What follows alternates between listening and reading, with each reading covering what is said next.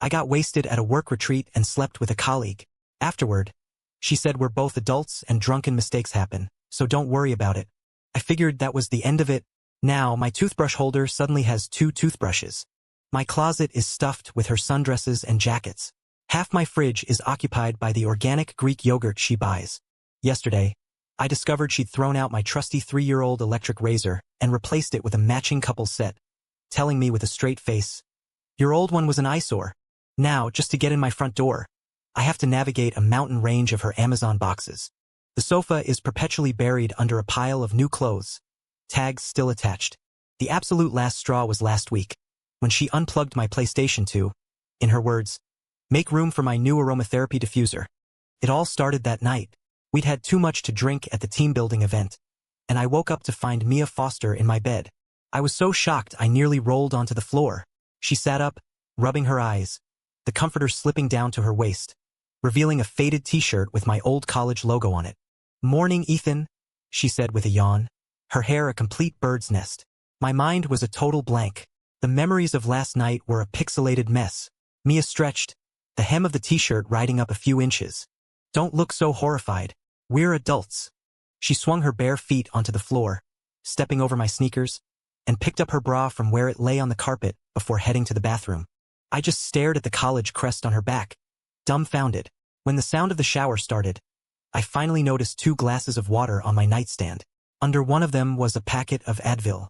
3 days later, I ran into her in the hallway at work. She acted like nothing had happened, casually discussing project deadlines. I breathed a sigh of relief. It really was over, until I came home one day and found a pink toothbrush on my bathroom counter. It was the exact same model as my blue one, just a different color. I stared at the pair for a solid 10 minutes. A notification popped up on my phone. It was a text from Mia, a selfie, the background clearly my bathroom. She had the pink toothbrush in her mouth and was flashing a peace sign. Matching set. Winking face 2 hearts 2 hearts, I replied with a string of question marks. "Your toothbrush holder has 2 slots. It's a waste to leave one empty." She texted back instantly. I pulled up my Amazon order history. The damn thing was a single-slot holder. She must have replaced it. The closet was the second territory to fall. One day, looking for a dress shirt, I opened the door and was nearly engulfed by an avalanche of floral print dresses. My own clothes were crammed into a corner, looking like sad, forgotten stepchildren. The worst part was that she'd put a permanent crease in my most expensive suit. I took a picture and sent it to her. She replied with a confused cat emoji. "Your closet was so empty. I thought I'd add a little life to it. This is an invasion. It's called resource sharing," she sent back as a voice memo. In the background, I could hear the tinny music of a department store. "By the way, the moisture absorbers in your closet needed to be replaced." I squatted on the floor, picking up the fallen hangers, and caught the scent of peaches from her dresses. That scent soon became the permanent fragrance of my apartment. The fridge was conquered silently. First, it was a few cartons of yogurt in the corner, then all kinds of fruit. Finally, even the freezer was packed with her emergency stash of frozen pizzas. My 6-pack of beer was relegated to the door shelf, squeezed together pathetically. "Ethan, your fridge isn't cold enough," she said one day during a FaceTime call. The camera flipped, and I saw her, wearing my Seahawks jersey, sitting on my couch holding a kitchen thermometer. "How did you get in?" "I left my earring here last week.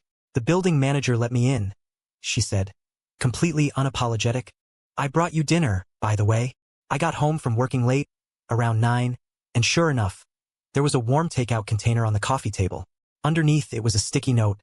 Fridge is fixed. Don't forget to leave a 5-star review." I opened the fridge. All my expired food was gone, replaced by neatly labeled meal prep containers. The most shocking discovery came one day in the shower. I realized my body wash had been replaced with a peach-scented one. The bottle read, "Sweet Encounter," with 2 interlocking hearts drawn next to it. I texted Mia with a head full of foam. "What's with the body wash? Your old one was empty. I had to squeeze it for a full minute to get anything out. It was stressing me out." I meant, why is it a couple's body wash? It was a buy one get one free deal. It's called being frugal, you know? She replied, sending a photo of the receipt. "Yours is in the cabinet under the sink." I came out drying my hair and saw she'd updated her Instagram story. It was a picture of my shower shelf, captioned, "Day 3 of decluttering a guy's life. Success." A long line of our mutual friends had already liked it. The razor incident was the turning point. My 3-year-old Philips suddenly vanished, replaced by some trendy, matching set I'd seen in Instagram ads. The black one was engraved with my initials, the pink one with hers. The old one was an eyesore, Mia said, painting her toenails. She'd gotten a key to my place somehow and was now sitting cross-legged on my living room rug, painting her toes a bright strawberry red. That's my personal property. And she looked up, batting her eyelashes. What? I can't use the pink one to shave my legs? I opened my mouth, then closed it. I had no counter-argument. She waved her phone. I already ordered it. I put your old one up on eBay. I snatched the phone from her. The product page was emblazoned with the words, "A ritual of love. Cancel it. Past the 7-day return window," she said, shaking her head smugly, her ponytail brushing against my arm. Just get used to it. The vibration is way stronger than your old one. That night, shaving, I had to admit the new razor was smoother. If I ignored the matching pink one sitting right next to it in the mirror, it was a definite upgrade. The mountain of Amazon boxes in the entryway was a gradual development. At first, it was just a few small packages. Soon, it grew into a cardboard canyon I had to squeeze through sideways. "What's this now?" I asked, kicking a box that was blocking the path. Mia's head popped out from behind the pile. "Limited edition cherry blossom scented diffuser reeds," she announced. She attacked the box like she was defusing a bomb, the sound of the box cutter slicing through tape making my temples throb. "My apartment doesn't need a diffuser." "Yes, it does," she said, holding a glass bottle up to the light. "That girl you had over last week said it smelled musty in here." I nearly choked on my own spit. "That was a client." "Okay." She dragged the word out, placing the diffuser on the TV stand. "Well, it doesn't anymore." The next day, I came home to find a set of matching couples mugs next to the diffuser.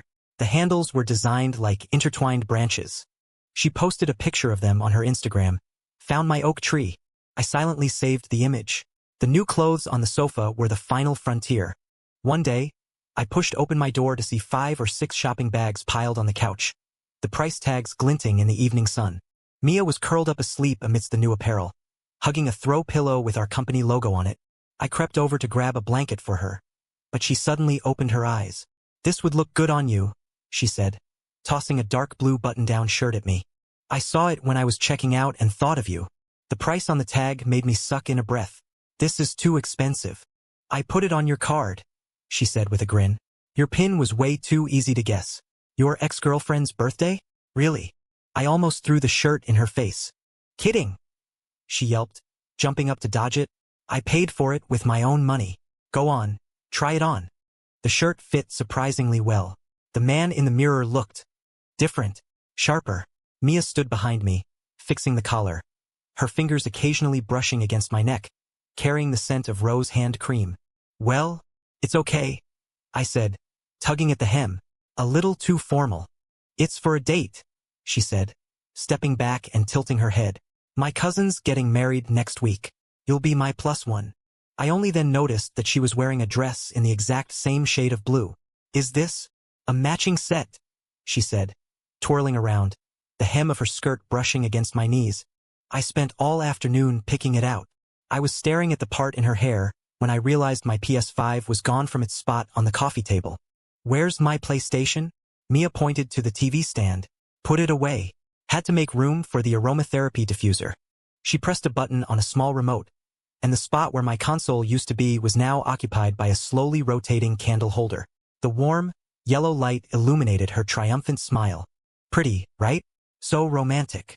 I pressed my forehead against the cool wall and counted to 3. When I turned around, I caught her secretly filming me, her phone's camera aimed right at my twitching smile. "Don't move. This one is perfect for your lock screen." I lunged for the phone. She shrieked with laughter and ran toward the bedroom, one of her slippers flying off in the process. The chase ended with both of us tumbling onto the bed.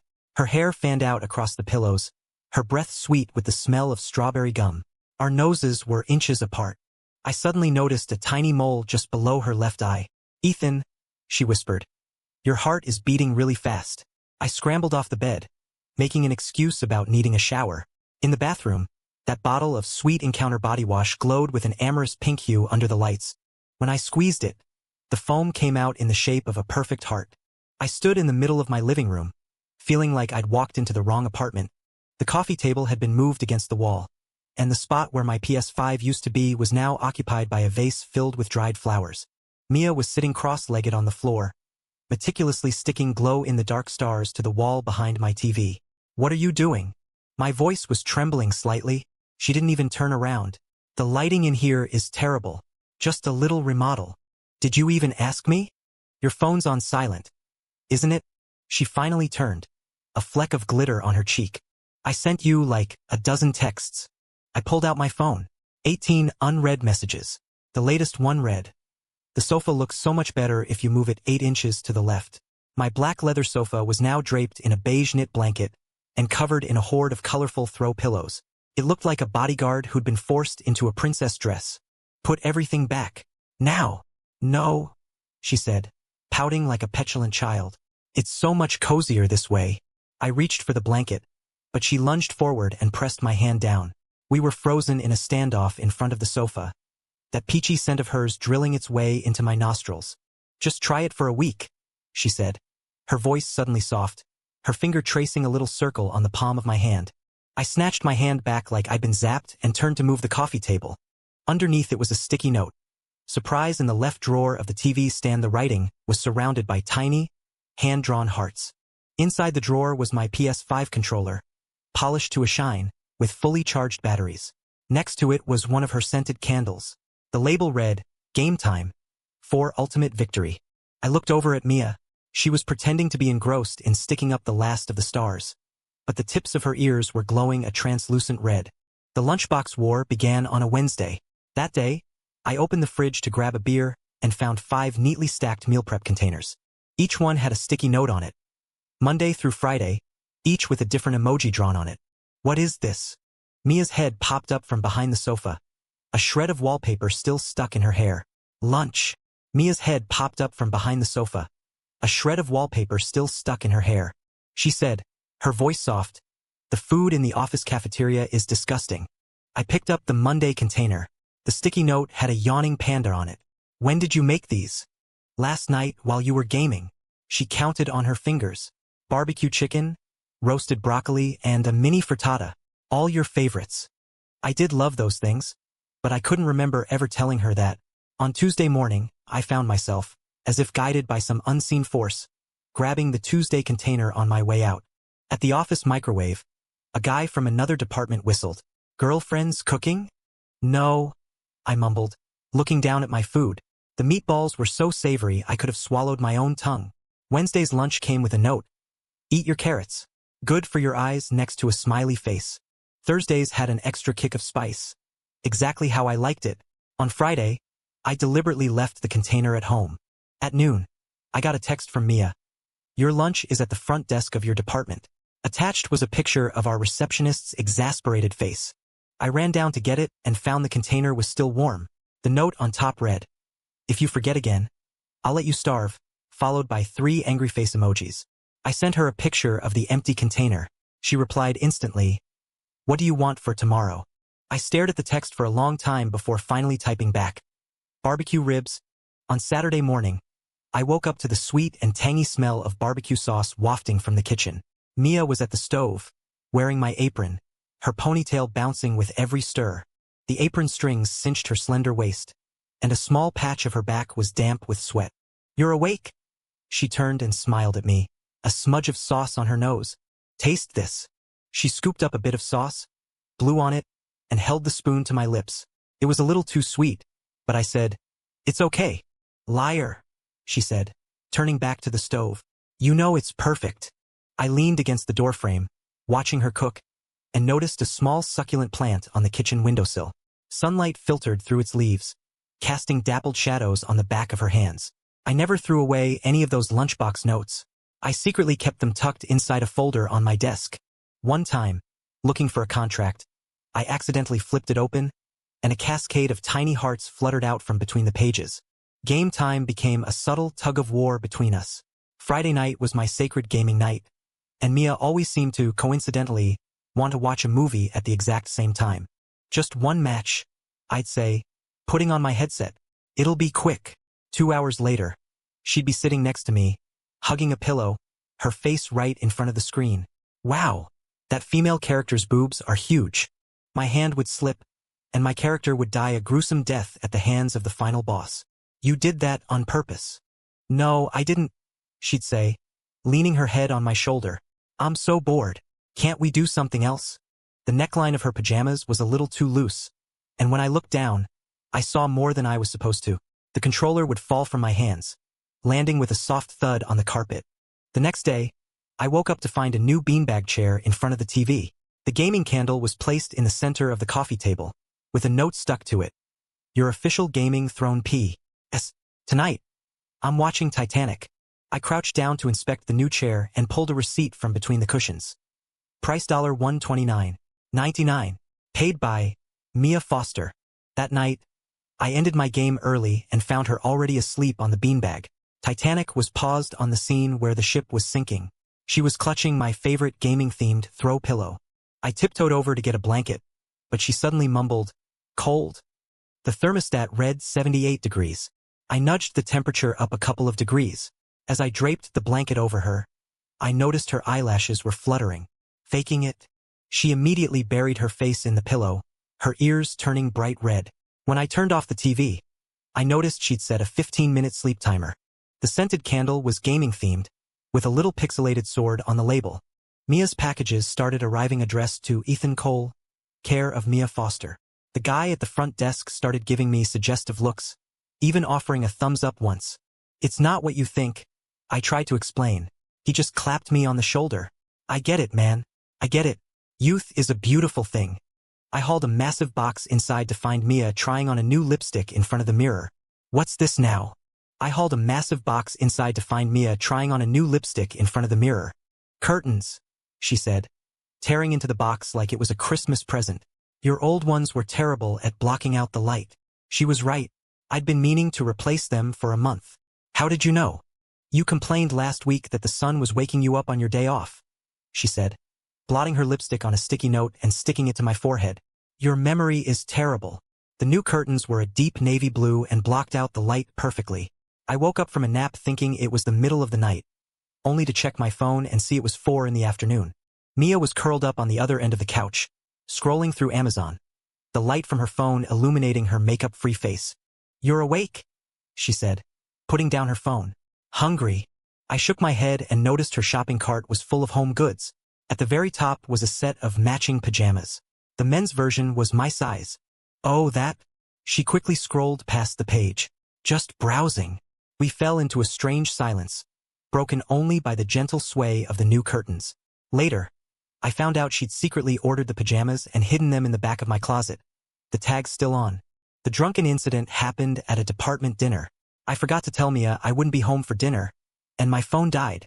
I stumbled through the door at 2 in the morning to find the living room light still on. Mia was sitting on the sofa, hugging her knees, a cold, untouched dinner on the coffee table in front of her. You're still up. My tongue felt thick. She looked up at me, her eyes as red as a rabbit's. Do you have any idea what time it is? My coworkers insisted on another round. Why didn't you answer your phone? It was. I swayed, and she caught me. She smelled of cool, clean soap, a scent that felt strangely calming. You're so heavy, she muttered, helping me toward the bedroom. And you stink. As I collapsed onto the bed, I heard her whisper, I made dinner for nothing. I'm sorry, I said, grabbing her wrist. Mia. What? I stared at the small mole on the inside of her wrist for a long moment before finally saying, You look nice when you wear nail polish. The next morning, I woke up with a splitting headache. On the nightstand was a bottle of Advil and a glass of honey water, with a sticky note featuring an angry emoji. But I just said, It's a little fuzzy. Her shoulders slumped. She put the food in the fridge. Next time you're not coming home for dinner, you need to tell me in advance. In the living room, Mia was covering yesterday's dinner with plastic wrap. When she saw me, she quickly turned away. The microwave, 30 seconds. Okay. And your phone is not allowed to die.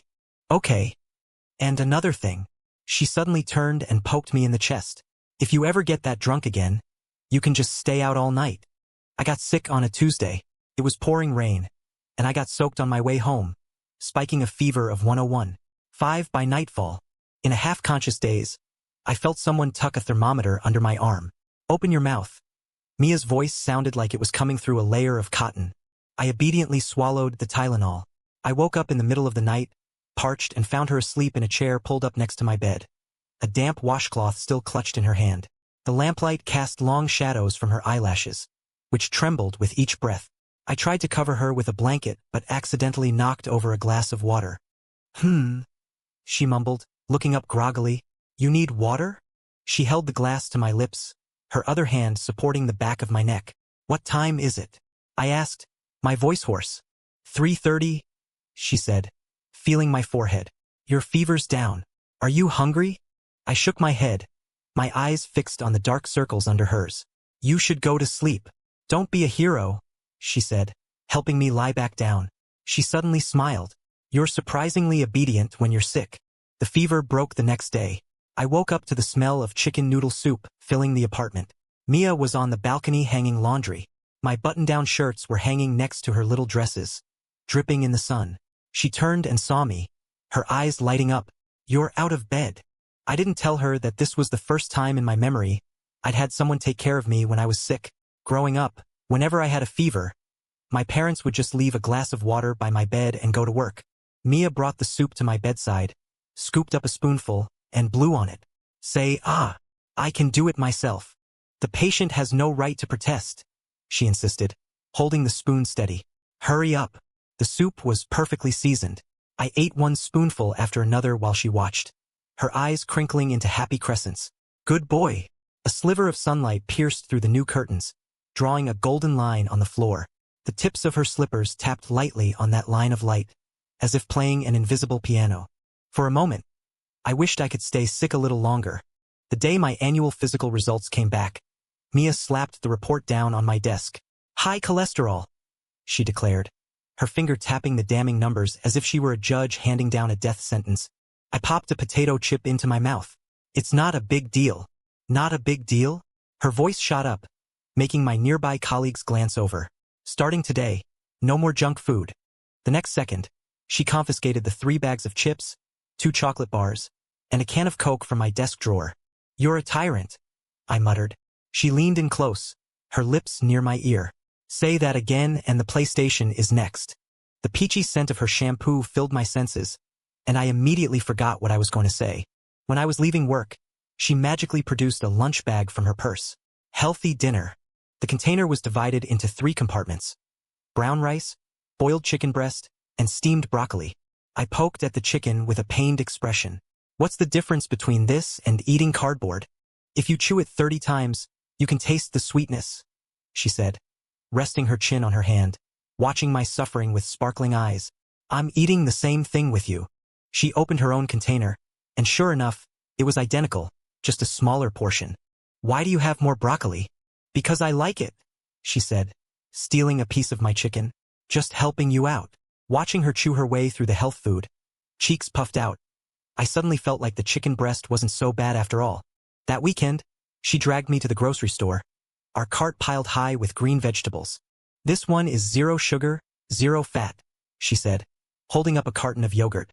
Blueberry flavored. Your favorite. I froze. When did I ever say that? You mentioned it at the department dinner last year, she said, turning to grab a box of oatmeal. Your memory is terrible. I had absolutely no recollection of this, but she said it with such conviction that I started to wonder if I had amnesia. At checkout, she insisted we split the bill. A health investment. We each pay our own way.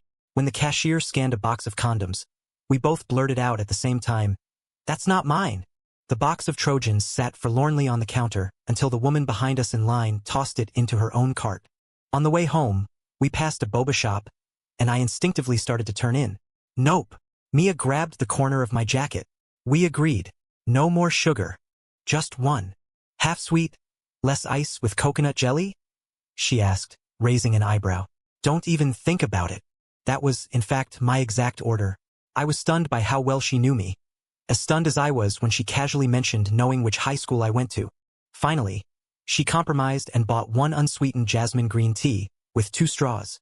You're only allowed 3 sips, she said, holding up 3 fingers. The tea was pitifully unsweet, but the straw her lips had touched was somehow incredibly sweet. The fitness plan was entirely Mia's creation. Running on Mondays, Wednesdays, and Fridays. Strength training on Tuesdays and Thursdays. Swimming on weekends. I was draped over the treadmill like a dead fish. I really can't go on. It's only been 5 minutes, she said, increasing the speed. Think about your cholesterol. I clung to the handrails for dear life. High cholesterol won't kill me. It will, she said, her expression suddenly serious. My dad. She trailed off, then hopped onto the treadmill next to mine, setting the speed 2 notches faster than mine. Her ponytail swung back and forth behind her head like the tail of a spirited colt.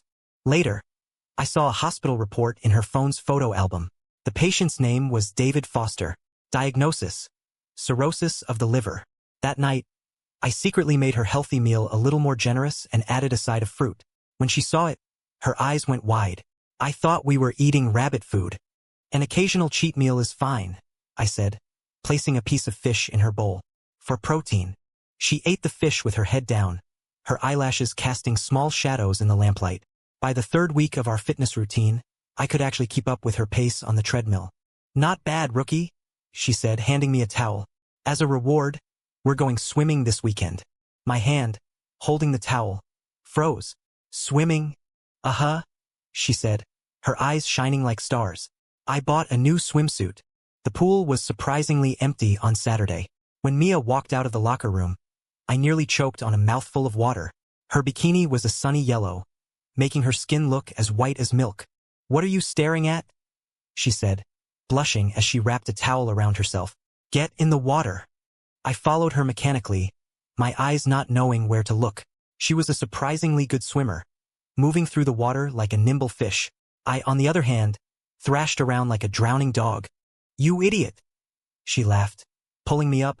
You don't even know how to breathe? Her hands were small and soft, but surprisingly strong, easily yanking me out of my flailing. During the lesson, she stood in front of me, demonstrating the breathing technique. I was too distracted to learn, my mind filled with the image of her wet eyelashes. On the way home, she couldn't stop laughing at me. You swim like a rock. The pool was too small for me to really show my skills, I said defensively. So, we should go to the beach next time? She suggested suddenly. There's a 3-day weekend next month. My heart skipped a beat. Just the 2 of us? Who else? She asked, tilting her head. Did you want to bring someone? I shook my head so hard I nearly sprained my neck. My follow-up appointment was 2 months later. The high cholesterol was gone. The doctor praised my improved lifestyle, and Mia stood beside me, practically bursting with pride. You hear that? It's all thanks to me. Yes, yes. Coach Foster's methods are impeccable. She stood on her tiptoes to pat my shoulder. Keep it up. The next goal is a 6-pack. Watching the sliver of her waist revealed as she stood on her toes, I suddenly wondered if I could get into shape that would surprise even her. The new intern at work, Haley, was always asking me for help. She was fresh out of college and had wide, doe-like eyes. Ethan, could you take a look at this report for me? She asked, approaching my desk with a stack of papers. Just as I was about to take them, a hand with pale blue nail polish intercepted. Your Ethan is busy, Mia said, appearing out of nowhere with a foxy smile. How about I help you, sweetie? Haley looked at me timidly. I pretended to be intensely focused on my keyboard. Oh, okay, thanks, Mia. Mia put an arm around Haley's shoulder and led her back to her desk, shooting me a quick wink over her shoulder. During our lunch break, she placed 2 throat lozenges on my desk. For all that talking you've been doing, your throat must be sore. Are you jealous? I asked deliberately. In your dreams, she said, rolling her eyes. Just fulfilling my duties as a roommate, making sure you stay focused. She stressed the word roommate, as if she were reminding herself of something. It was pouring when we left work, and I didn't have an umbrella. I was standing at the entrance, debating whether to make a run for it. Ethan, need a ride? Haley appeared with an umbrella. My boyfriend is picking me up. We can give you a lift. Just as I was about to decline, a familiar voice came from behind me. That's okay. We're going home together. Mia ran up, holding an umbrella, and naturally linked her arm with mine. She said the word home with a deliberately intimate tone, and Haley's face immediately showed an expression of I get it. Rain dripped from the edge of the umbrella. Mia pressed close to me as we walked, her body heat seeping through my thin shirt. I'm not jealous, she said suddenly. I know. I just don't like how she's always hanging around you. Hum. She pinched my arm. Don't you dare laugh. That night, we made hot pot. The spicy broth bubbling with my favorite thinly sliced brisket and mushrooms. I thought we were on a health kick, I said, picking up a piece of meat. An occasional indulgence, she said, pouring me a Coke. You were a good boy today. You deserve a reward. I then noticed she was drinking a glass of lemon water. You're not eating? I'm on a diet, she said, pinching her stomach. I've gained weight recently. I looked at her seriously. Where?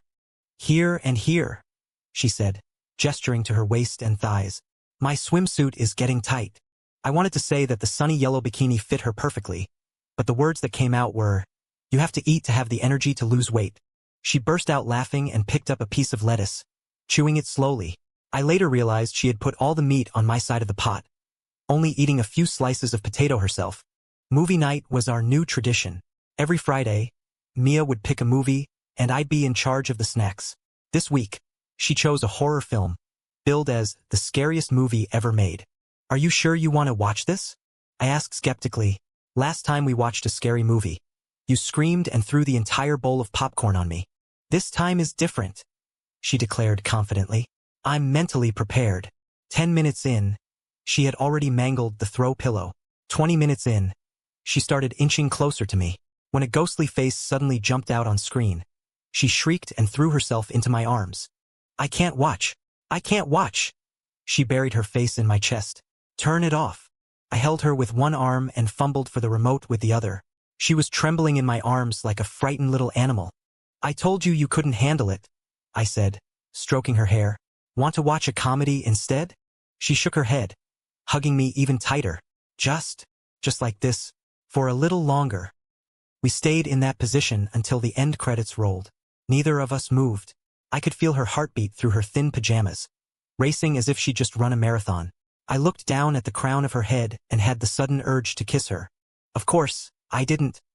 After the movie incident, something between us changed. She was no longer as casual about changing clothes in front of me, and I started paying more attention to what I wore. Once, I walked out of the bathroom shirtless, and she shrieked, throwing a towel at me. Put on a shirt. You never used to mind. Well, I mind now, she said, her ears turning the color of blood. Be decent. I deliberately took my time drying my hair, watching her frantically tidy the coffee table to hide her fluster. She started wearing makeup, even on weekends at home. We're not going anywhere. Why the makeup? I asked, munching on my toast. Practice, she said, applying lipstick in front of a compact mirror. You lose your touch if you don't keep it up. The lipstick was a bright, classic red that made her skin look even paler, like a drop of blood on snow. I glanced at her for a second too long, and she immediately turned. Does it look good? It's okay. Just okay? She pouted. It looks great, I admitted honestly, like a model from a magazine. Her eyes lit up instantly. She bounced off to change her clothes, humming an out-of-tune song. She tried on 3 different outfits that day, asking for my opinion each time. She finally settled on a denim skirt, paired with the birthday present I'd just given her. A bracelet she'd been eyeing for months but hadn't bought. What do you want for dinner tonight? She asked, twirling around. My treat. What's the occasion? Can't I just be in a good mood? She said, patting my shoulder. Hurry up. Sushi or hot pot? We ended up at a new sushi spot. After 2 glasses of plum wine, she started giggling uncontrollably. Ethan, she said, poking my cheek, you have dimples when you smile. I grabbed her misbehaving hand. You're drunk. No, I'm not, she said, leaning closer, her breath smelling of sweet plums. I could drink 10 more of these. When the bill came, she insisted on splitting it. As she pulled out her wallet, a photograph fell out. I bent down to pick it up and saw it was a selfie of the 2 of us from last year's company holiday party. The edges of the photo were worn, as if it had been looked at often. She snatched the photo back and tucked it into the deepest corner of her wallet. You're not allowed to look at that. In the Uber on the way home, she fell asleep on my shoulder. The streetlights cast fleeting, shifting patterns of light and shadow on her face. I gently brushed a stray strand of hair from her forehead and noticed she was smiling in her sleep. My ex-girlfriend's appearance was completely unexpected. Mia and I were at Crate and Barrel, picking out a new duvet cover, when someone called my name from behind me. I turned to see Jessica, my college girlfriend, on the arm of a man I didn't know. "It really is you," she said, looking me up and down. "Long time no see." I gave a stiff nod, catching Mia narrowing her eyes out of the corner of my vision. "This is my fiancé," Jessica said, introducing the man beside her. "We're getting married next month. Are you coming?" Before I could answer, Mia suddenly linked her arm with mine. "Honey, what do you think of this beige one?" Her voice was sickeningly sweet, but her nails were digging into my arm. "And this is—" Jessica raised an eyebrow. "My girlfriend," I blurted out. Mia's grip immediately loosened, her fingers now gently stroking the spot she had just been pinching. "Congratulations," Jessica said with a meaningful smile. "Still a fan of the cute type, I see?" She glanced pointedly at Mia's chest, a known sensitive subject. As expected, Mia straightened her back. "What's so great about being big? They just sag faster." The color drained from Jessica's face. Her fiancé coughed awkwardly. "We have to go," I said, pulling Mia away quickly. "Congratulations on your wedding." Once we were a safe distance away, Mia yanked her hand from mine. "Who's your girlfriend? Weren't you the one who wanted to put on a show?" That doesn't mean. She stormed ahead, fuming. "And her boobs aren't even that big. A C-cup at most." I stifled a laugh and hurried to catch up. "You seem to get a good look." "Perv," she snapped, glaring back at me. "All you men are the same." She didn't cook that night. Instead, she ordered an extra spicy Thai curry from DoorDash and accidentally dripped red oil on my favorite shirt. I silently blotted the stain and poured her a glass of milk to cut the spice. "Why are you being nice to me?" she asked, her eyes red. "Go find your busty ex-girlfriend." "She's not as pretty as you," I said without thinking. Mia froze, the glass of milk halfway to her lips. I stammered, trying to explain. "You're a better person." She suddenly smiled, her eyes crinkling into happy crescents. "Idiot."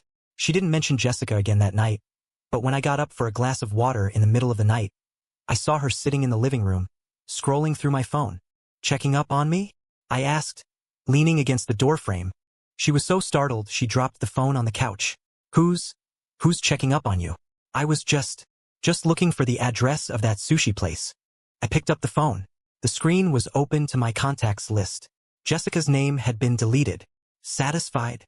"More or less," she said, skipping back to her room. "Good night." The sound of her door closing was unusually cheerful. I discovered the problem while organizing receipts.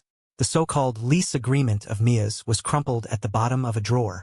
The letterhead was from a print shop that had gone out of business years ago. Looking closer, I realized it wasn't a real contract at all, but a shoddy fake made from a Microsoft Word template. Care to explain this? I slapped the lease down on the coffee table. Mia was in the middle of painting her toenails. Her hand jerked, and a drop of magenta polish landed on her big toe. "What's that?" Her attempt at playing dumb was pathetic. She was blinking way too fast. "You never rented an apartment," I said, pointing at the signature date.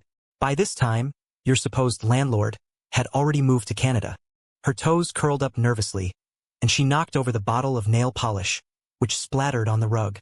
I can explain." "Start from the beginning," I said, sitting down across from her. "And don't leave anything out." She took a deep breath, her nails digging into a throw pillow. "My landlord kicked me out." "When?" 2 weeks before. That night."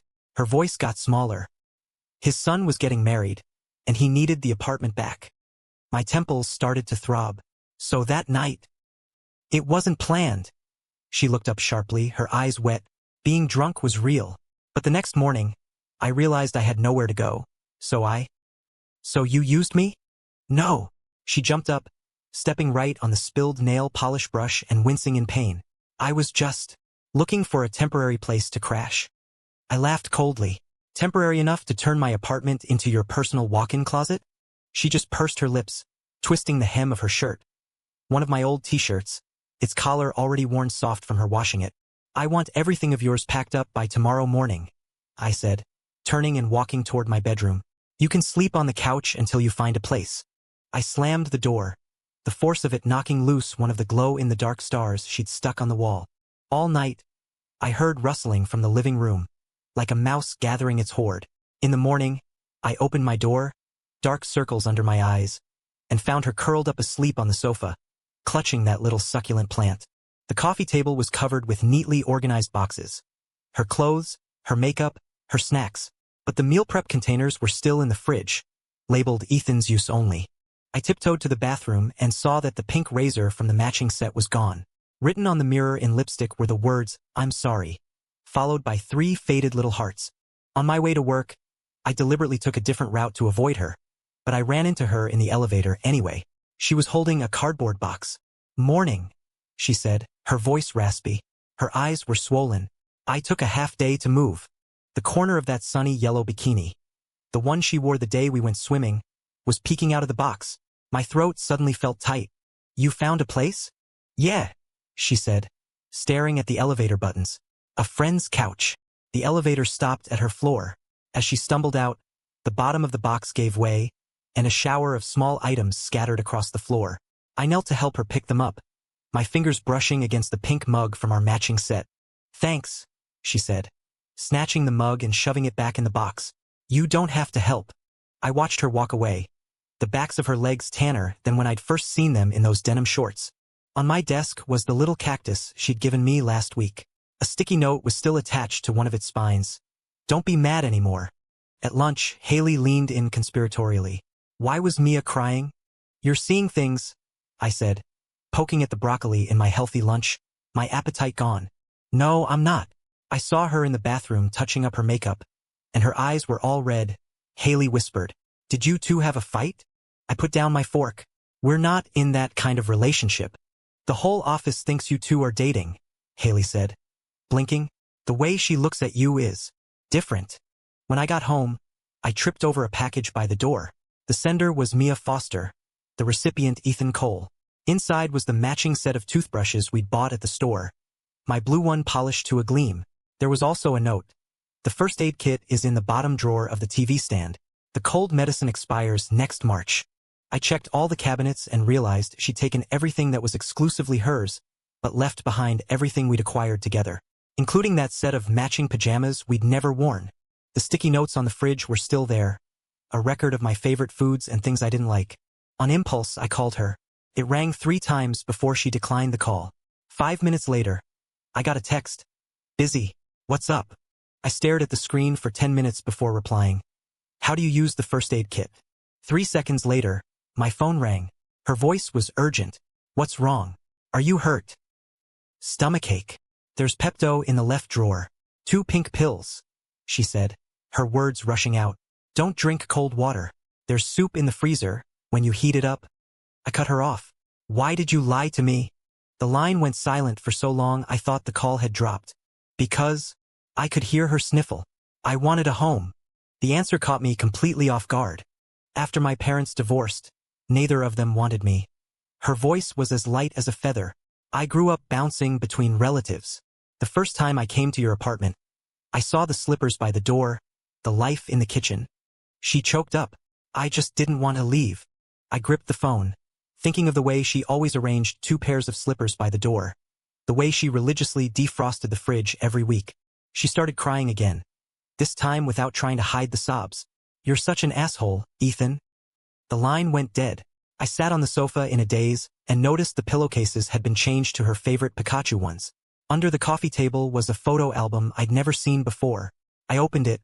The first page was a group photo from our department retreat last year. She had secretly drawn a little halo over my head and devil horns on her own. The rest of the album was filled with little things like that. A drawing of a mustache on my face while I was napping, her making bunny ears behind my head while I was drinking a Coke. Tucked into the last page was a crumpled receipt. Matching electric razors. Total, $89.99. On the back, she had written, "Hope one day he'll want to use this with me." I couldn't sleep that night. Around 3 a.m., I got up for water and saw a sliver of light from under the balcony door. I pushed it open and saw Mia crouching on the balcony, using the light from the street lamp to glue back together the aromatherapy diffuser that had broken. "How did you get in here?" My voice was a raw whisper. She jumped, knocking over the superglue. The building manager, Mr. Henderson, is on duty." I only then noticed how swollen her eyes were, the imprint of a pillow still on her cheek. "What are you doing?" Arts and crafts at this hour? Almost done, she said, fumbling with the glass pieces. This was a limited edition. You can't buy it anymore. I knelt to help her, my fingers finding a piece of the diffuser we'd used the night we watched our first movie together. I thought you were at a friend's house. Her boyfriend came home unexpectedly. Her voice trailed off. I'll be gone by morning. A shard of glass sliced my finger. As a bead of blood welled up, she grabbed my hand and put my finger in her mouth. The action was so natural, so instinctive, that it stunned us both. Her lips were soft and wet, and the feel of her tongue on the cut sent a jolt through my entire body. Sorry, she said, pulling my finger out of her mouth in a panic. Habit. I stared at the smear of my blood on her lips and suddenly asked, that first night, was it really an accident? She looked down, continuing to piece together the broken glass, her eyelashes fluttering like a butterfly's wings. Half and half, I guess. What does that mean? The drinking was real, she whispered, her voice barely audible. But I was the one who brought you home. My brain short-circuited for a few seconds. Why? Because the tips of her ears were glowing. You told me I looked nice with my nail polish. The reason was so absurd I had to laugh. That's it. You also said, she mumbled, fiddling with the hem of her shirt, that I looked like a little mermaid in my yellow bikini. I had no memory of saying any of this, but it sounded exactly like the kind of nonsense I'd spout when I was drunk. So this was all a plan? The toothbrush? The closet? The razor? No. She waved her hands frantically. At first, I just wanted to create an excuse to get close to you. She wrung her hands. But then I realized your apartment was just so comfortable. And You pushed your luck? She nodded with a pout, like a child caught doing something wrong. I looked at the sliver of skin visible at the collar of her pajamas, a patch still faintly pink from her sunburn at the beach. The friend's couch was a lie, wasn't it? It was a McDonald's.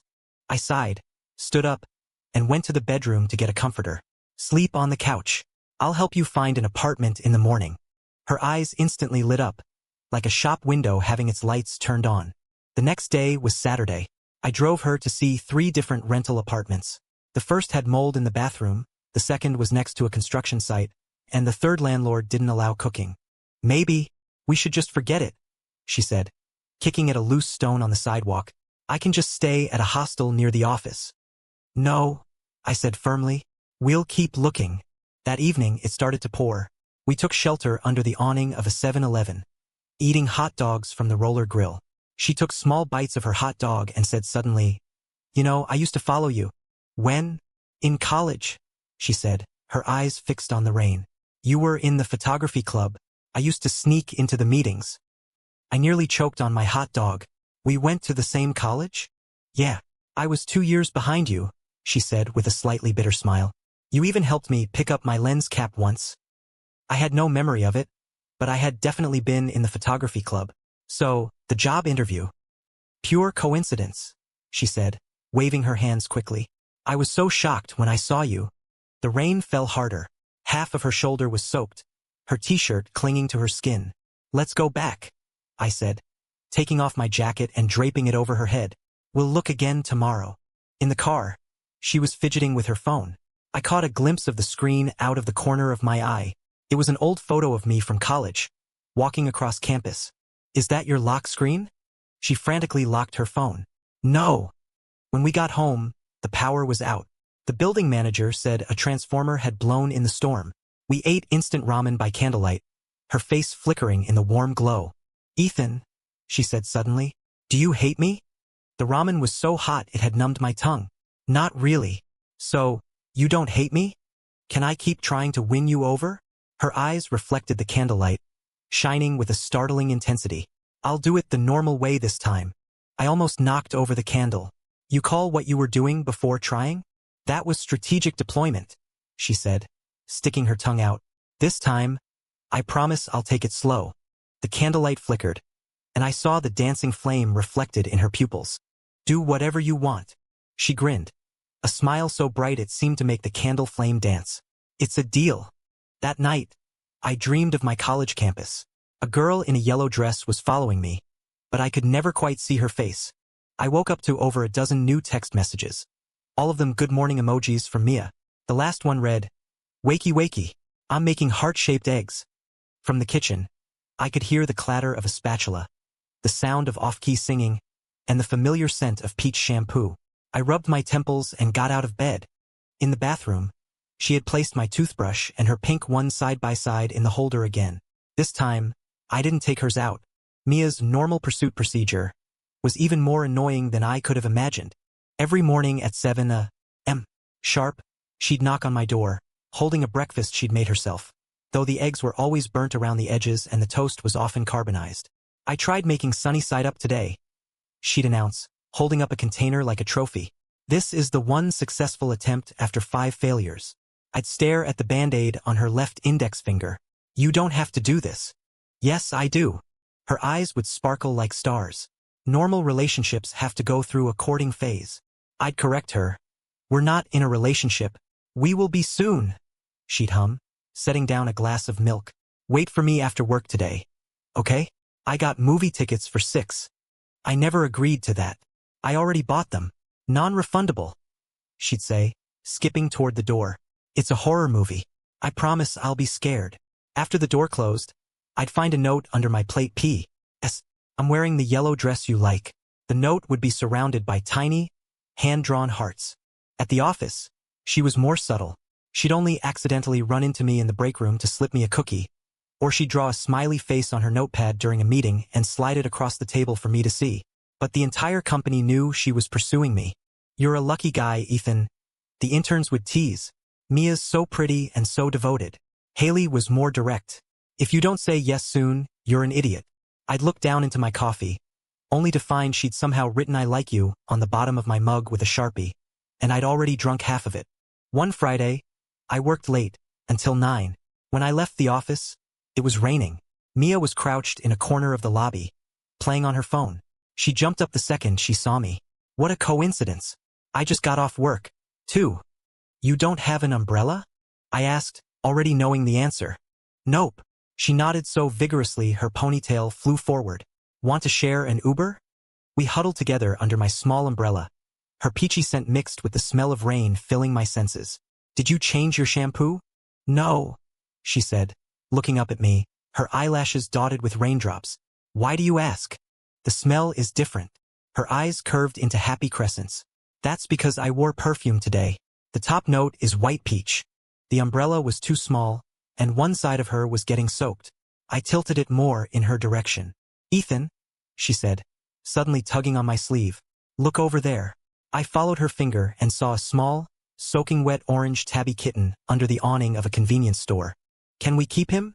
She asked, her eyes as wet and pleading as the cat's. No, we'll just keep him on the balcony. No, she pouted and fell silent. But while I was paying for the Uber, she secretly stuffed the kitten into her jacket. I didn't realize until we were home and her coat started meowing. Mia, just for one night, she pleaded, her hands pressed together. I'll take him to a shelter tomorrow when the rain stops. That night, the kitten slept in a makeshift cardboard box, and she slept on the sofa next to it. I woke up in the middle of the night and saw her hand dangling over the side of the box, her fingers being batted around by the kitten like a toy. The next day, the cat was gone. Her eyes were red. I took him to the vet. He was microchipped. He belongs to someone. I handed her a tissue. I told you not to pick up strays. But he looked so cold, she said, blowing her nose loudly, just like I was at that McDonald's. My hand jerked, and I spilled coffee on my pants. She rushed over with a napkin to clean it up, crouching between my legs in a way that felt a little too intimate. I'll get it, I said, taking the napkin from her, my ears burning. She tilted her head. Ethan, your ears are so red. It's hot in here. The AC is set to 78. Shut up. She giggled and bounced away to the kitchen to make her love-filled lunch, humming so loudly the whole floor could probably hear her. That weekend, her cousin got married, and she insisted I be her date. We already agreed to this, remember? She said, shaking my arm. You can't back out. When did we agree to this? Last time, she said, completely unapologetic. You promised. I had no memory of this, but she had already laid out a matching suit and tie. I got it in your size. At the wedding, she clung to my arm, introducing me to everyone as my boyfriend. I'm not. You will be. She'd cut me off, standing on her tiptoes to whisper in my ear, "Just play along. All my relatives are watching." Her breath smelled of a sweet, strawberry-flavored wine, and her earring brushed against my cheek, cool to the touch. When the bride and groom exchanged rings, she suddenly gripped my arm. "This is so romantic." I looked down at her and saw her eyelashes were wet, her nose slightly red. "Why are you crying?" "I don't know," she said, wiping her eyes. I'm suddenly so envious." In the Uber home, she fell asleep on my shoulder, still clutching the bouquet she'd caught. "Ethan," she mumbled in her sleep, "do you like me?" The driver glanced at me in the rearview mirror. I pretended to be fascinated by the view out the window, my own heartbeat thudding in my ears. When we got to my door, she suddenly woke up and snatched the keys from my hand. Surprise! The living room had been transformed into a mini movie theater, complete with a projector, snacks, and blankets. "Tonight is an all-night movie marathon," she announced, spinning around with a bucket of popcorn. I picked out 10 classic rom-coms. "I'm not watching. Just one," she pleaded, tugging on my sleeve. "Please, just one." We ended up watching 3. She cried through 2 entire boxes of tissues in my arms. "Why couldn't they be together?" she sobbed. "They loved each other so much." I looked down at her tear-streaked face and had the sudden urge to kiss her. Of course, I didn't. On Monday, the receptionist called me. "Mr. Cole, you have a flower delivery." It was a huge bouquet of sunflowers. The card had a smiley face drawn on it with the words, "Day 18 of the pursuit. Keep it up." I stood there, holding the flowers, completely mortified as the entire office started cheering and taking pictures. Mia was hiding around the corner in the marketing department, peeking out. When she saw me looking, she scurried away like a rabbit. At lunch, I put the vase of flowers on her desk. "This is too much." "You don't like sunflowers?" she asked, chewing on the end of her pen. "I can switch to roses tomorrow. Don't send any more." "I have to," she said, flipping open a small notebook. "The pursuit manual says you have to be consistent for 21 days to form a habit." I leaned in closer and saw it was a handwritten journal with the title, Operation Win Over Ethan Cole 2-0. "There's a 2-0. 1-0 was the move into his apartment version," she said, waving the notebook proudly. "This version is much more scientific." I snatched it from her and flipped through the pages. It contained detailed notes on my preferences, my daily routine, and even an analysis of my micro-expressions. "Are you a stalker?" "It's called strategic research," she said, grabbing the notebook back. "Know your enemy." That evening, it was pouring again. I didn't have an umbrella and was standing at the entrance, debating whether to make a run for it. Mia suddenly appeared, twirling a transparent umbrella with little yellow ducks on it. "I brought an umbrella today," she announced cheerfully. "Let's go, boyfriend." "I'm not your boyfriend." "You will be soon," she said, linking her arm through mine. "The rain is so heavy, we'll just have to share." The sound of the rain was so loud I had to lean down to hear her speak, her lips practically brushing against my ear. "Ethan," she said, her tone suddenly serious, "what do you think of me?" "You're annoying." "Seriously." I thought for a moment. "You're okay, I guess." "Just okay?" She pouted. "I've been pursuing you for 21 days. It's only been 21 days. Then how long will it take?" she asked, stopping in her tracks, the umbrella tilting to one side. "Just give me a straight answer." Rain dripped from the ends of her hair. Her mascara was starting to run, making her look like a sad, disheveled kitten. "I don't know." "You don't know." Her voice rose. "Ethan, the entire company knows I'm chasing you." "You?" A car sped by, splashing a wave of dirty water onto her dress. She suddenly burst into tears, the teardrops mixing with the rain streaming down her face. "I'm tired. I'm really tired." The umbrella fell to the ground. We stood there in the rain, staring at each other. "Mia, don't say anything," she said, wiping her face. "I'm applying for a transfer to the branch office tomorrow." She turned and walked away, leaving the umbrella behind. I stood there, frozen, watching her figure get smaller and smaller, a sudden emptiness blooming in my chest. The rain fell harder. I picked up the umbrella and ran after her, finding her huddled at a bus stop, sobbing. "Mia." She looked up, her makeup completely ruined, her eyes as red as a rabbit's. "What do you want?" "You forgot your umbrella." "I don't want it," she said, pushing it away. "I don't want any of it." The clothes, the toothbrush, the razor. I don't want any of it. She stood up and was about to run back into the rain, but I grabbed her arm. What are you doing? She struggled, beating against my chest. Let go of me. I held on tighter. You're not going anywhere. Why not? She cried even harder. You don't even like me. Who says I don't like you? The words hung in the air, pressing a pause button on the entire world. She froze, not even breathing. What? What did you say? Rainwater streamed down our joined hands. The sound of my heart was louder than the storm. I said, I took a deep breath. I think I might like you a little bit, too. Her eyes went wide, her lips trembling slightly. Really? Yeah. You're not just pitying me? No. Then, her voice was as light as a feather. Can I kiss you? I leaned down and kissed her.